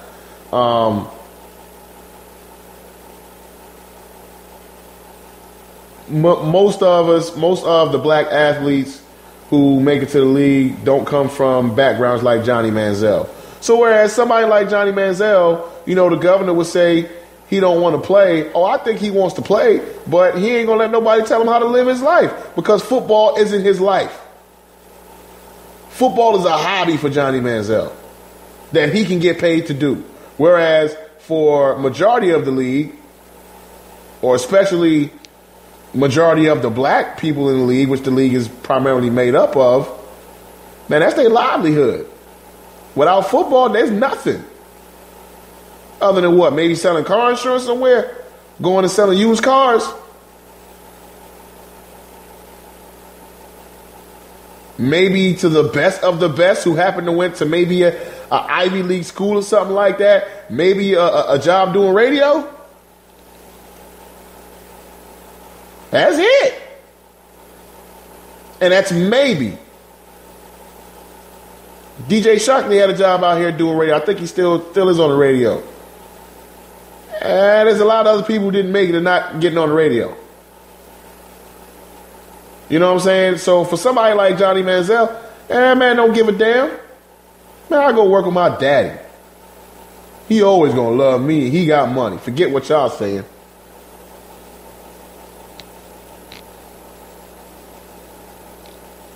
And I don't know what it is with Manziel, man. I don't know. I mean, number one, I mean, he's shown that he can make plays, but I don't never think he's going to be an above average quarterback.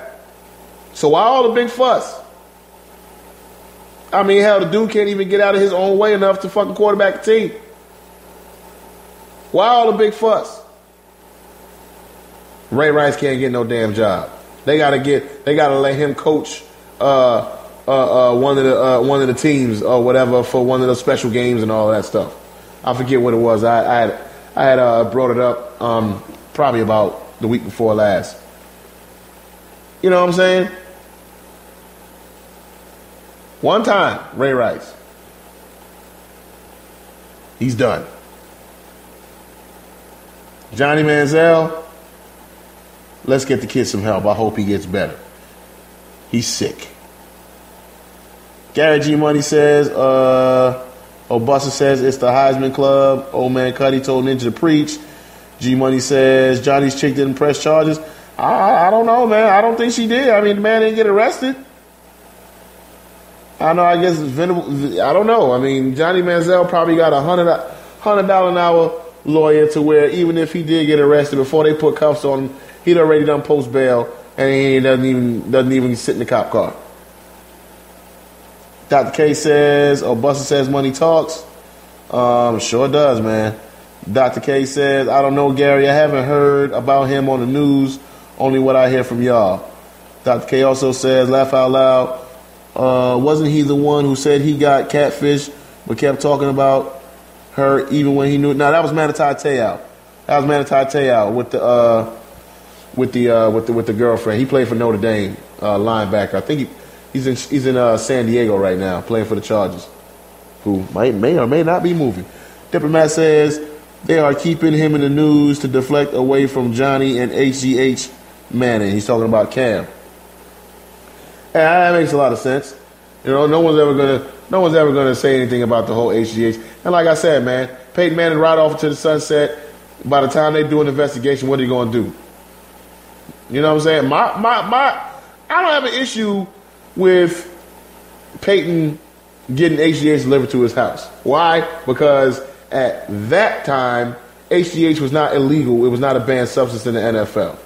But damn it, if you did it, own it. Don't put it on your wife.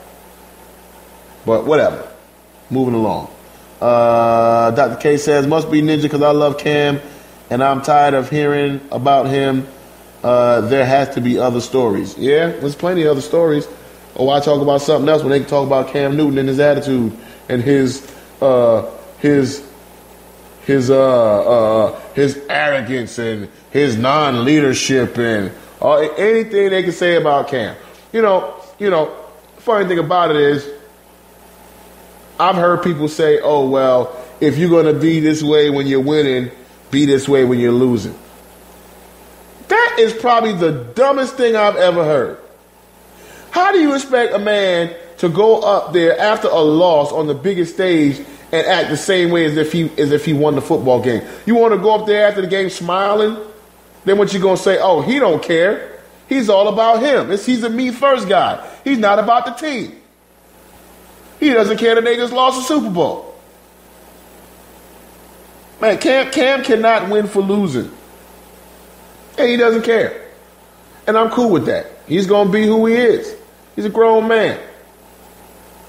NFL doesn't say how long you got to talk to the media. They said you got to be available for the media. Was he available for the media? Yes. Did he go up there and just say the same thing over and over and over and over and over? No. He gave them a statement while he's listening to TJ Ward, not far away from him, give his statement all in, cheerful bliss. I won't want to be up there either. Dr. K says, Dion said it, much to my disappointment. Well, as far as the former players go, I don't know how to take. I mean, they're all going to say, yeah, he should have handled it better. Now, Brian Dawkins, and you're cooking with the microwave. Brian Dawkins also did say that Cam could have handled it better. But what he also said was he's been on that side where Cam was. He's been up there having to answer questions after losing the Super Bowl, and it's not easy. It's not. You're a competitor, man. You still super emotional after losing the game. What you want the man to say? I don't know. You tell me. Anyway, y'all, we closing in on the end of the show. We still only going to do 2 hours, even though the first show got cut short right at an hour, just about under an hour. We're going to get into some more quick hitters. But I like that Gangstar beat. I want to play it again so bad, but we'll have to do that on another show.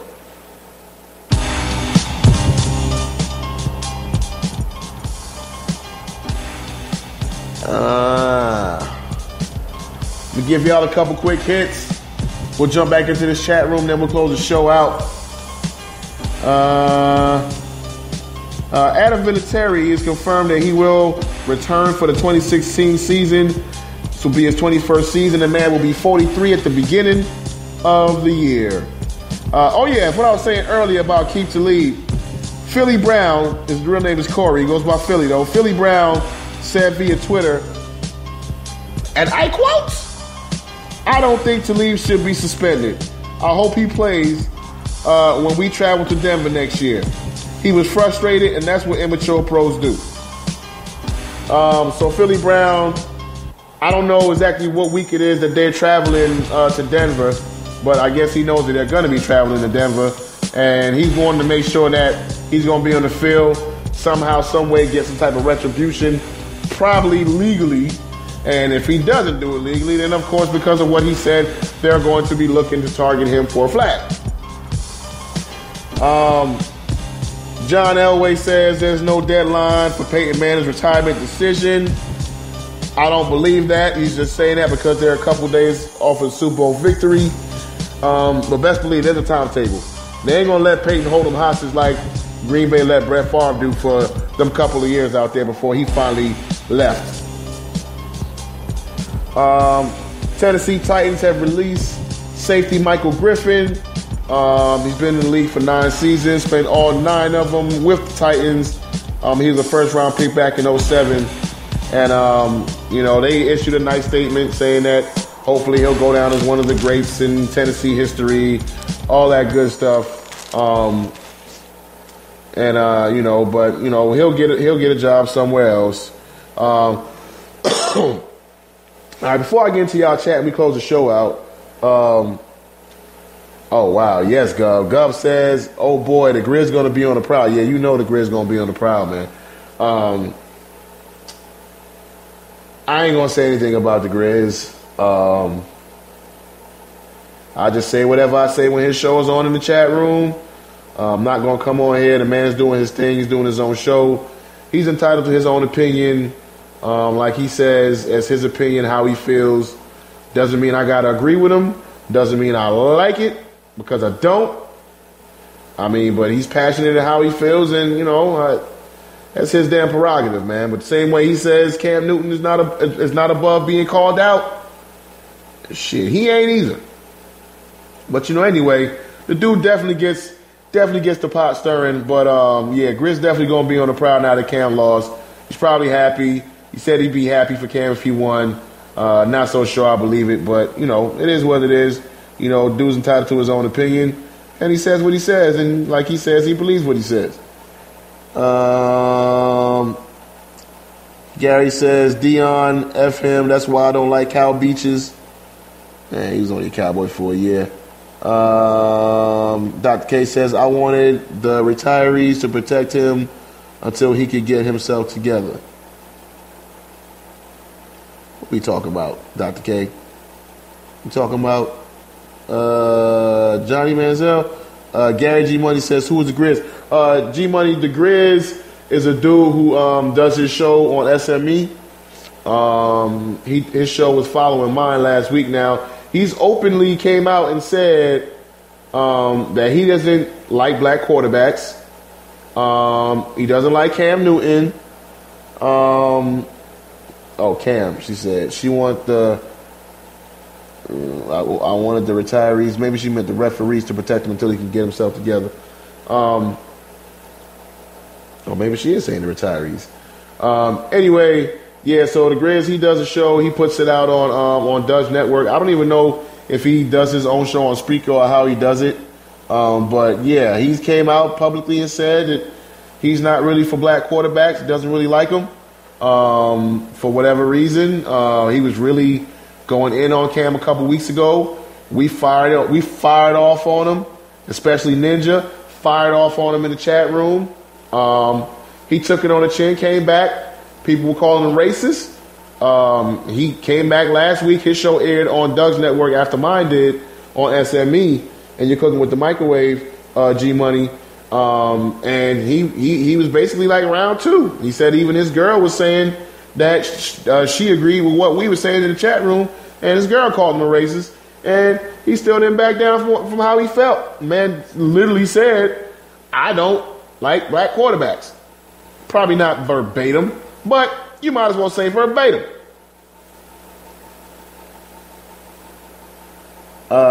G Money says on Stewart Entertainment, what was Doug thinking? Hey man, Doug has opened up a platform for people to say whatever they want to say. Doug's not going to tell you, all right, well, you do a show, but you got to do it like this. He's just like, whatever you got, send it over and I'm going to run it for the right price. But yeah, like with me and my cursing, you know what I'm saying? Like, I asked Doug a few times, is it all right if I cuss? And he's like, man, run it. This is internet radio. Just because he chooses not to do so doesn't mean that I can't. And he allows me to do it. I play my music with all of them F-bombs and all of that stuff. It was funny, G Money, when my show aired, I had dropped the F-bomb like loud one time when I lost my signal, but you could still hear me. And in the chat room, everybody was like, did he just drop the F-bomb? Did he just drop the F-bomb? It was crazy. It was crazy. But yeah, the Grizz, man, if you're looking to get pissed off, check him out, man. I mean, he definitely, like I said, man, he's like almost like that dude that calls up the governor's show. What's his name? Eddie? G Money says, we have enough of those types at ESPN. G Money, he ain't nothing like them types on ESPN, man. He ain't. Just check it out, man. I don't know when his next show is going to be, but whenever he's going to have a show, Doug will let it be known. before it airs during his show. He'll be letting it be known that he's coming back on. So check it out, man. Definitely get your blood pressure boiling unless you agree with him. You know what I'm saying? What else y'all talking about? Dr. K said, instead of throwing him to the wolves, just say they understand. Dion and them. Yeah. You know, and that's why I applaud Brian Dawkins, you know, former Eagle, Hall of Famer, or future Hall of Famer Brian Dawkins.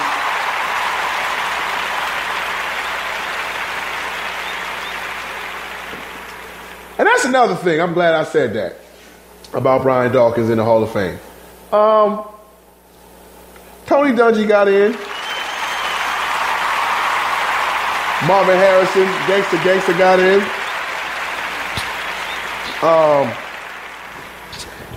T.O. did not get in. Now, by T.O. not getting into the Hall of Fame, it pretty much lets you know, and I agree with what he said. Now, I wouldn't be the person to be talking about Marvin Harrison and whatever incidents he may or may not have had. That wouldn't be me, but, you know, T.O., more power to you, sir. With that being said, and you're cooking with the microwave, it just like he said when he says, you got to look at the process and the people who's voting. You got to take, because with his numbers alone, I don't see how he's not the third greatest wide receiver of all time. Now, granted, he's led the league in drops. I think like 2 or 3 times. But who cares? I mean, hell, Brett Favre is leading the league all-time career interceptions. He's the first ballot Hall of Famer. And I put T.O. higher up on the all-time wide receiver list than I do Brett Favre on the all-time quarterback list. And I'm a fan of Brett Favre. I like Brett Favre because he's tough as nails.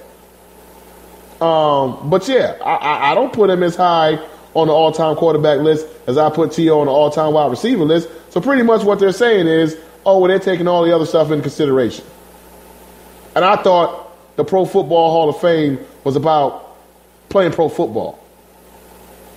But that's what they do. Took Chris Carter some time to get in. Took Michael Irvin some time to get in. Because they don't want to let no showboating, hot dogging, you know what I'm saying, in on the first ballot. Marvin Harrison has the numbers to get in. No problem. I don't have a problem with Marvin Harrison get in. He has the numbers, and dude never spoke. Dude never spoke. I think the only quote I remember hearing from Marvin Harrison was they were saying some I think one of the owners or somebody had walked up on him while he was at the Colts training facility. I think he was like out there catching footballs after everybody had already been gone. And they were asking him like, hey, what are you doing here? Like why are you still here? And apparently they said what he said. And I don't know how true this is, but this is just a story that I heard probably back, I don't know, 9, 10 some years ago. And apparently Marvin Harrison was like, oh, y'all don't pay me to play, y'all pay me to practice. Pretty much is saying like, this is what I get paid to do. I get paid to come out here and practice my craft and get better at it, or at the very least stay the same. I got no problem Marvin Harrison getting in. But damn it, T.O. should have got in. Gary G. Money says, pencil nets control the Hall of Fames.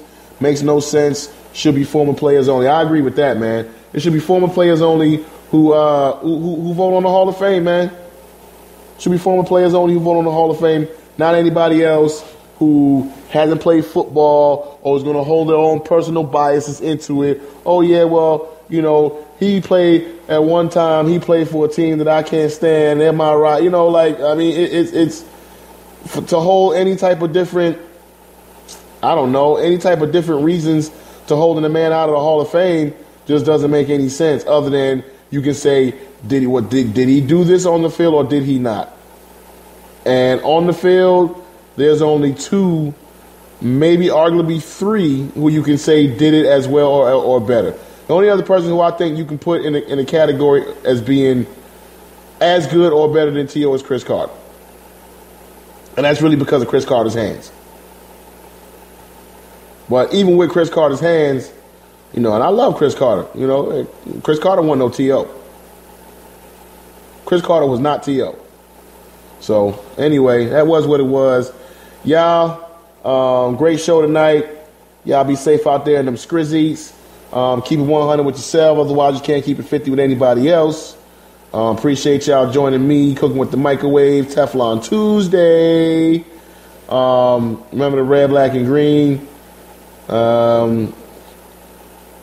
We'll see what we got going on tomorrow as far as doing another show.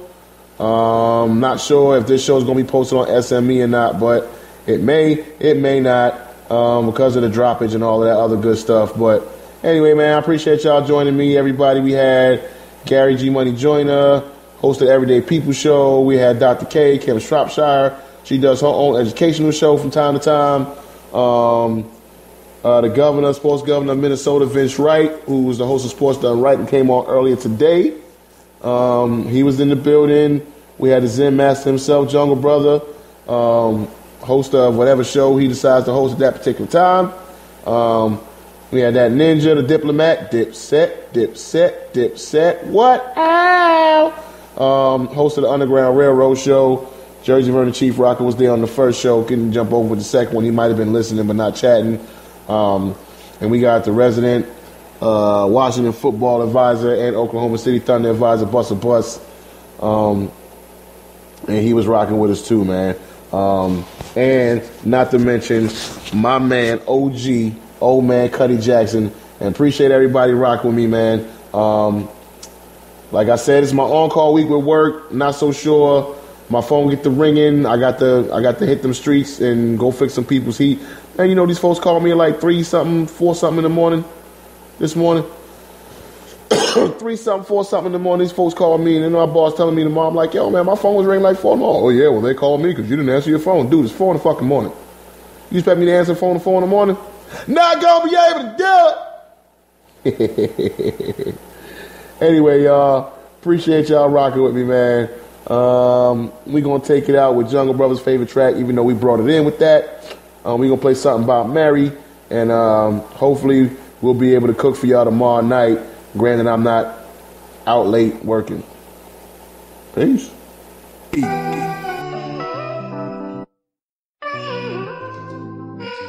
While you burning up, I feel the breeze up the freeway. Ooh, Mary, baby, I asked her, could I hit? There was nothing she could say. Trust me, boo, I would never. Then am I very solitary confined? I find myself dealing with time. Now that she's dealing with time. Dealing with time. Yo. Now I'm in love with this girl, and I never really told her, but I swear she know it cause of the way that I hold her. Don't care that I'm out in the street stuck in the heat, cause she know the more I eat, then the more we meet, then the more I'm having sex with her. It's just the way she smells, her body aroma, I gotta be next to her. With money in my pockets, then I gotta be vexed with her. Mad when I can't touch, mad when I can't nut. But no matter what, that's my shorty. She been there before the yak, the cracks, the jacks in the 40s. Love the fact I'm on wax and they always recording me. She say she want me richer than Berry Gordy, always with other dudes, so she don't mind when I cheat. Just make sure I wrap it up when I'm tapping them freaks. We went from hours to days, from days to weeks. Now I'm in love with this broad till I'm eternally sleep. While you burning up, I feel the breeze up the freeway. Ooh, Mary, baby, I asked her, could I hit? There was nothing she could say. Trust me, baby, I would never. Then am I very solitary confined? I find myself dealing with time. Now that she's dealing with time. Dealing with time. Ooh, Mary, baby, I need you. No matter how rough it get, I can never leave you. Our bond is real strong, like Freeway and Seagull. Even though just knowing you makes me illegal. And it ain't an age thing, dog, she older than me. She got some people calm, some colder than me. Got some people rich and others owing they peeps. And she real flammable, like oils and grease. Since I've been with her, dog, she done changed my life. Turned my lips the same color like white and rice. Let me know who is real and who real tripe. Can't front though, she done made me nice on the mic. It's like the more I write, the more I recite, the more I spit. She keep dudes saying I'm tight. Broke up for 3 months once when we had a fight. Now I'ma stay with this chick until it's time to see the light. You burning up, I feel the breeze up the freeway. Ooh, Mary, baby, I asked her could I hit, there was nothing she could say. Trust me, boo, I would never leave. Am I very solitary confined? I find myself dealing with time, now that she's dealing with time. Dealing with time. Dealing with time.